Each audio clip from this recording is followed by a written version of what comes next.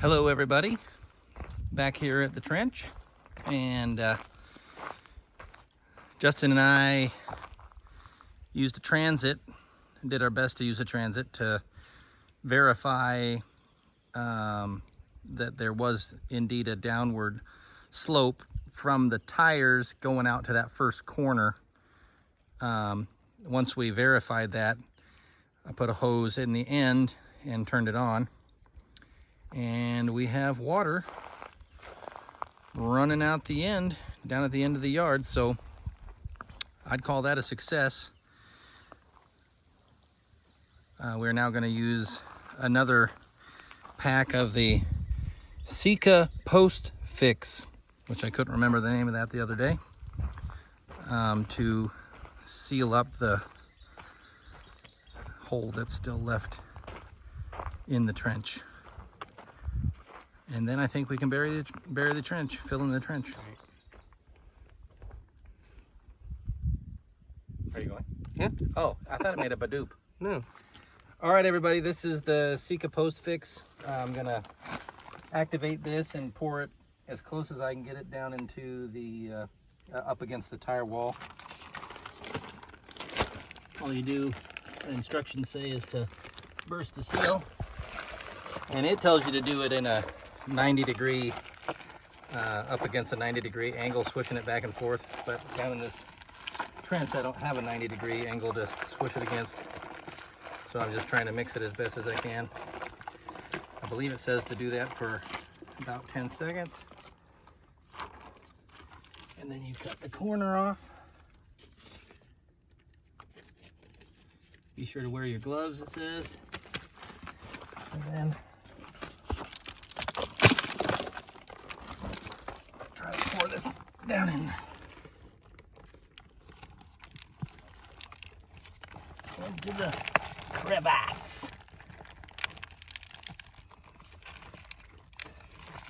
You can feel it getting hot. It's a, I don't remember my chemistry. Thermophilic. You put it in there with your shadows in the way. Oh no, okay, you can start to see it filling up. Yeah. Oh, cool. That's gonna work good. Yeah. So the idea was to encase the pipe inside the dirt and everything. So that's working pretty much like I had hoped.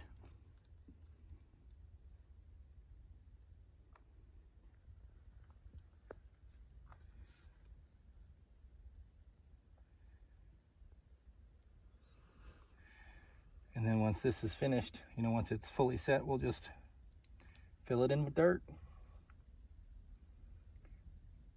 Just to follow up, this the post fix that I did before, I don't notice any leaking around the connections between the Flex Seal spray and this foam. I think that sealed it up, so I'm pretty happy with that. All right, let's get out of the trench. All right.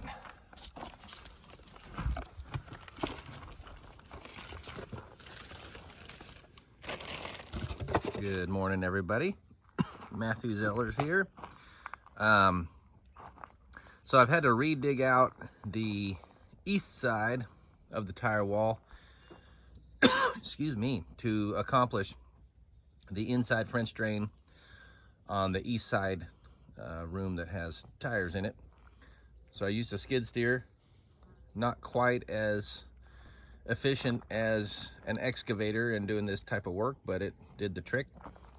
And now I'm having to hand dig as I get right up next to the tire wall.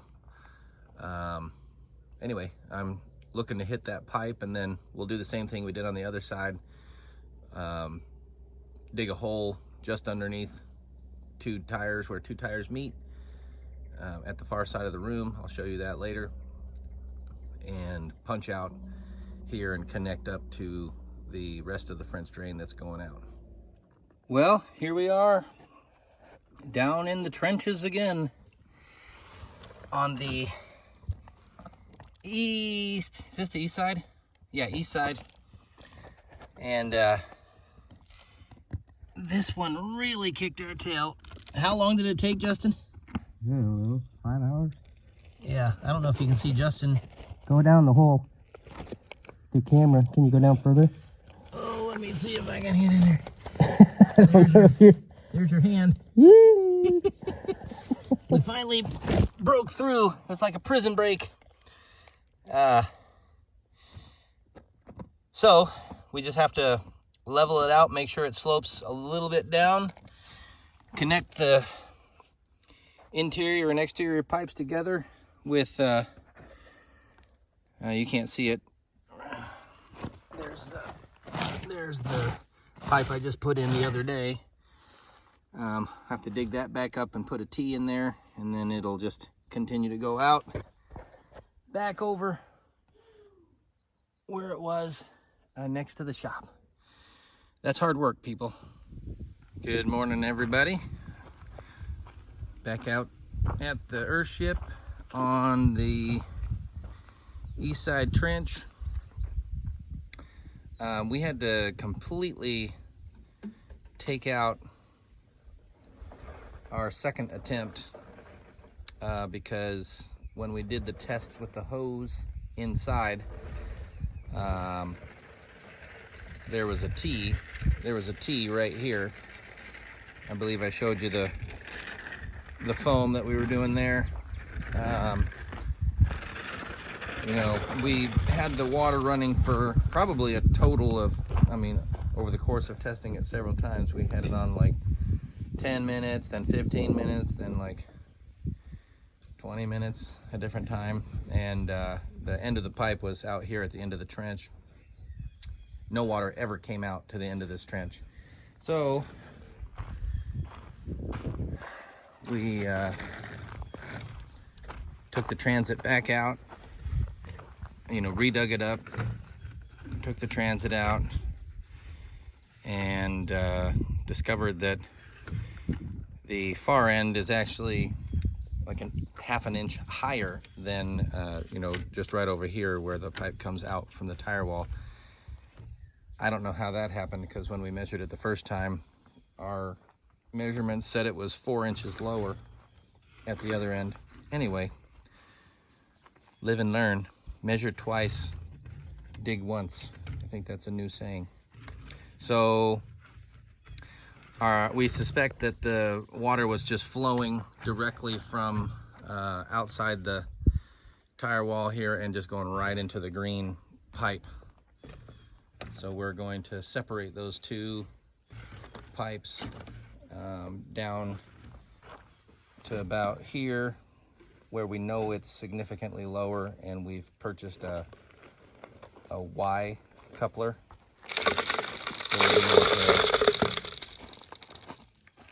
So we'll join those two tubes right there, and then I'm re-digging out the trench and making sure that it is 5 inches lower down here than we previously had it. And then we'll remeasure everything before we bury it. We'll test it. So note to self, if you're doing a project like this, always just double, triple check everything, test it all. I created probably, I don't know, 2-3 extra days of work and a bunch of extra, well, a whole extra 100-foot roll of corrugated pipe I had to purchase because I destroyed some in the process of trying to dig it up.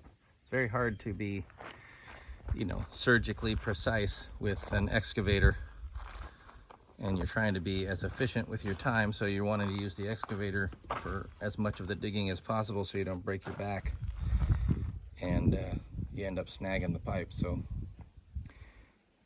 time and money. We'll check back in. Okay, everybody, we used the transit to make sure that we had a slope all the way down, and then we tested the system from inside the tires down to the Y initially, the Y right here, and it was coming out fine.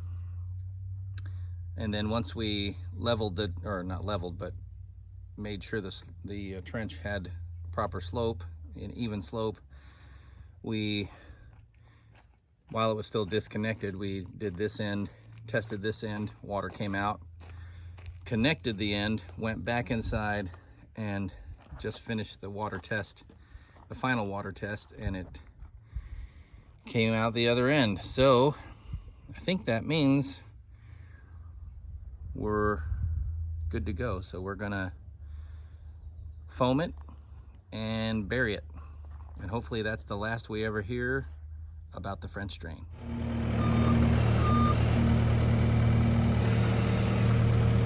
Justin's in the skid steer,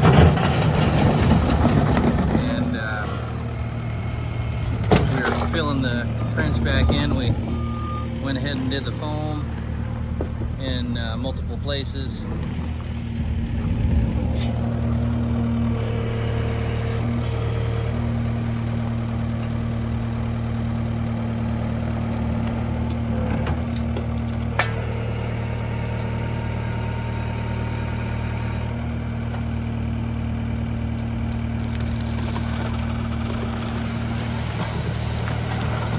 See all those big rocks going in with it? I really hate those big rocks. They have the potential for crushing the pipe. But there are billions of them, billions. So we don't have a way to sift those out easily. I just try to pull out the biggest ones when I can.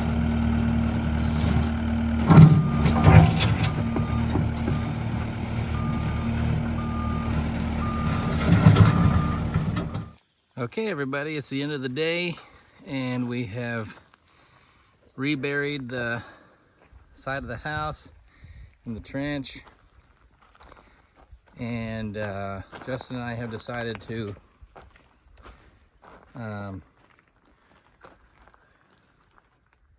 well, the problem was, I have to tell you what the problem was.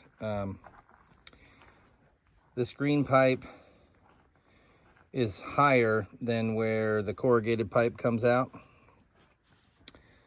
and we're trying to solve that height differential problem. And so we have seen online that you can just terminate a French drain into a pit of gravel. So we're going to take the concrete floor that we're jackhammering up, the hunks from that, and throw it down into this big pit I dug today. It's in the shadow. Let me get closer so you can see better. We're gonna put the big hunks of gravel. I have a few of the dirt bottles from a bottle wall in there as well, but mostly it'll just be concrete hunks, and that'll create a void for the water to go into. This is probably I don't know, 6 by 3 or 4 feet by 6 feet, something like that. All right, pretty successful day. See you next time.